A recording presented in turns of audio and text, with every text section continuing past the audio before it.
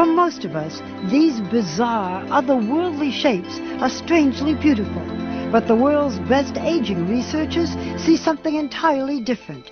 They see the answer to possibly the most important and complex question of all time. Dr. Sinclair, as I look here, I'm seeing very cute little colored cubes. Well, these little cubes are actually the protein in our bodies that we believe controls the aging process.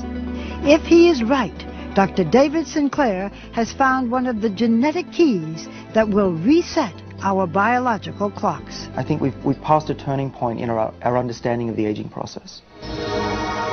How did he discover these proteins? This looks like a barcode, but it's really a map of our genome, the blueprint for human life stored in every cell in our bodies. A few of these genes play a key role in the speed at which our cells age. Dr. Sinclair randomly tested tens of thousands of cells, searching for the chemical that would activate those genes. We found them by accident. We stumbled upon this molecule from red wine. And when I looked on the computer, what is this resveratrol, and found that it was in red wine, I almost fell off my chair. Because, of course, we all have heard that red wine is good for you. Just so happens, I have red wine. To your health. How much of this would I have to drink to really make a difference? Well, our experiments tell us probably about 1,000 bottles a day. So that was not the solution.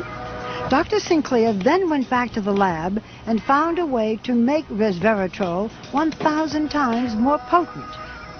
So what does it do in the body?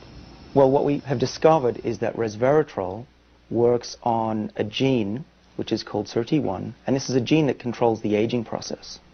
Resveratrol seeks out that gene and switches it on. And with that gene activated in the mouse on the right by a high dose of resveratrol, she quickly turned into a mini Olympian, running twice as far as the untreated mouse on the left. And they were eating a high-fat diet, a fatty diet, and they lived just as long as a lean, healthy mouse, which means that they didn't get heart disease, cancer, even osteoporosis, and they lived 30% longer. Can you do this in humans? With the same exact gene. And we think that resveratrol could have similar benefits in people.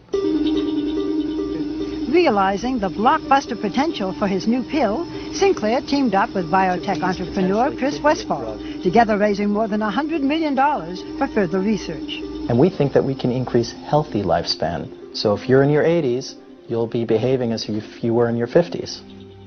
In the first human trial, a form of resveratrol successfully treated type 2 diabetes, one of the major diseases of aging. If everything goes very well, we will seek regulatory approval from the FDA in the next 5 years. I think a lot of people will say you're raising expectations. This can't possibly happen. My answer to that is, I agree, but it's true. What else can I say? Aging is really a set of diseases, and if we slow them down and cure them, people will live longer, healthier lives. And you're talking especially now about diabetes and Alzheimer's? So the major killers of Western society are exactly the diseases that should be able to be treated with the drugs we're developing. Well, you know what, Doctor? Cheers. To the future.